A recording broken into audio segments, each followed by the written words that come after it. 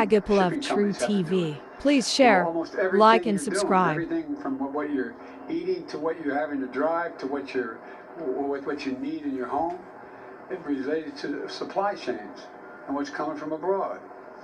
I'm doing everything in my power to blunt Putin's price hike and bring down the cost of gas and food. I led the world to coordinate the largest release of the global oil reserves in history. 240 million barrels to boost supply to keep prices from rising even more. Thanks to America's leadership in diplomacy, we've helped Europe reduce its reliance on Russian oil by tripling our natural gas systems to Europe compared to last year. What Americans already know, Putin's price hike is hitting America hard. Gas prices at the pump, energy and food prices account for half of the monthly price increases since May. Inflation outside of energy and food, what the economists call core inflation, moderated the last 2 months. Not enough, but it moderated. It's come down. And we need it to come down much more quickly. My administration is going to continue everything we can to lower the prices to the American people, and the Congress has to act, and they have been of late. One of the key ways to fight inflation is by lowering the cost of moving goods through the supply chain. When I first started talking about the supply chain, when I came here well over a year ago, the American people understandably wondered, supply chain, well, I mean, that's not a usual part of their jargon every day. But they understand it fully now. They understand it. If you can't get the material needed to build a product you're building, whether it's an automobile or whatever it is, it makes it difficult to be able to move. And that's called the supply chain. That's why I've been focused on ports. Last fall, ports around the world were congested due to disruptions caused by the pandemic. So we brought together port operators, shipping companies, and labor, and to ease the bottlenecks. And as a result, over the holidays last, 97% of all the packages were delivered on time and on shelves when you went Christmas shopping. Remember, we weren't going to have anything on those shelves. You all did it. No, not a joke. You did it. On time with minimal delays. Delivery times are actually quicker than they were before the pandemic.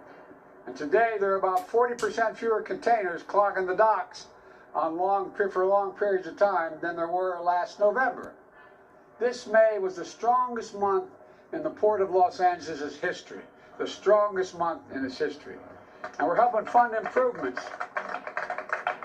Because of what my friends in the Congress have done, we passed the infrastructure bill, and we're funding major new initiatives on the docks, on dock rail systems. Port of Long Beach has moved goods more quickly.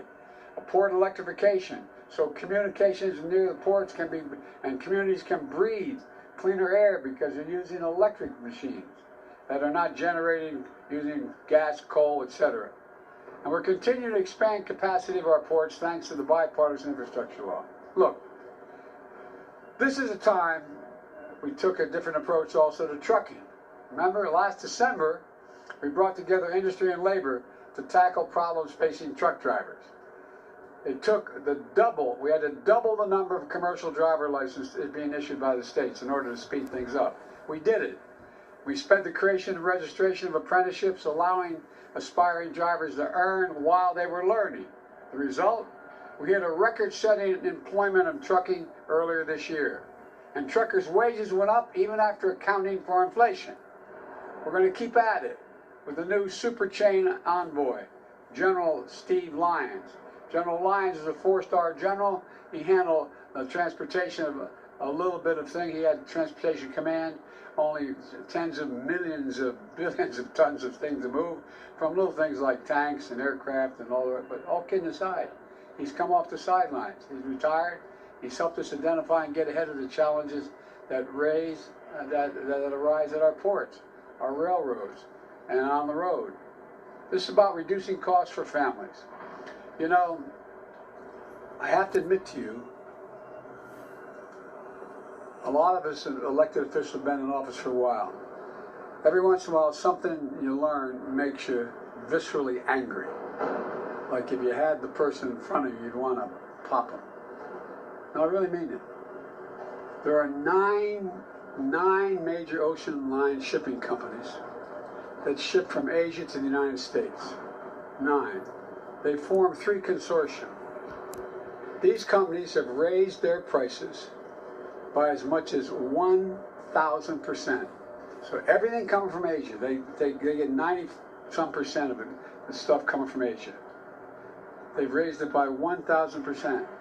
That's why I called on Congress to crack down on their foreign-owned shipping companies that raise their prices while raking in, just as I said, $190 billion in profit.